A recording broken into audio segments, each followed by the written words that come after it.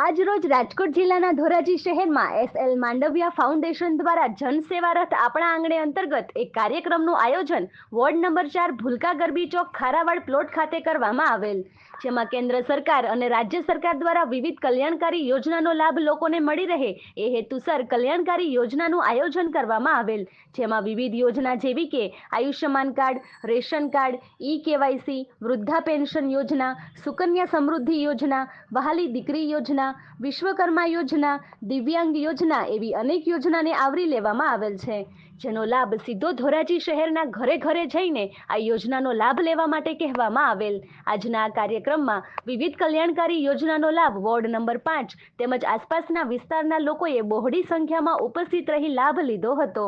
સફળ બનાવવા માટે વોર્ડ નંબર 4ના સુધરાઈ સદસ્ય સીસી અંટાળા, પાયલબેન ધોળકિયા, પિન્ટુભાઈ કોયાણી, ભારતીબેન રાબડિયા, ભાજપ પ્રમુખ ધોરાજી શહેર, ભાજપ પ્રમુખ કૌશિકભાઈ વાગડિયા તેમજ ધોરાજી ભાજપ અગ્રણી વિનુભાઈ માથુકિયા, રાજુભાઈ બાલધા, મહેશભાઈ શિરોયા હાજર રહ્યા હતા। જનસેવા રથ થકી હવે આપણા આંગણે અંતર્ગતની શુભેચ્છા મુલાકાત લીધી હતી। આ કાર્યક્રમને આગેવાનો હાજર રહી આ કાર્યક્રમને સફળ બનાવ્યો હતો। પત્રકાર રાજુભાઈ બગડાની સાથે નરેશ પટણી, ડીજી ન્યૂઝ, ધોરાજી। કારોબારી ચેરમેન ધોરાજી નગરપાલિકા। આજ રોજ તારીખ 17/11/2025 રોજ અમારા પોરબંદર લોકસભાના લોકપ્રિય સાંસદ શ્રી મનસુખભાઈ માંડવિયાના આયોજનથી doctor SL Mandaviya charitable trust દ્વારા રાશન કાર્ડને લગતી, હેલ્થને લગતી, મામલતદારની કોઈ પણ કચેરી હોય, કચેરીને લગતું કામકાજ હોય, આરોગ્યને લગતું કામકાજ હોય,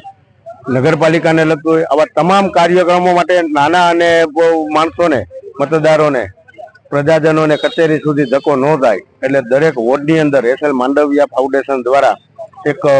સેવાભાવી આ રથનું આયોજન કરેલ છે અને દરેક વોર્ડની અંદર સવારે 10 થી સાંજના 5 વાગ્યા સુધી સ્થળ ઉપર જ લોકોના આવા પ્રશ્નોનો નિકાલ થઈ જાય છે અને આ દ્વારા હું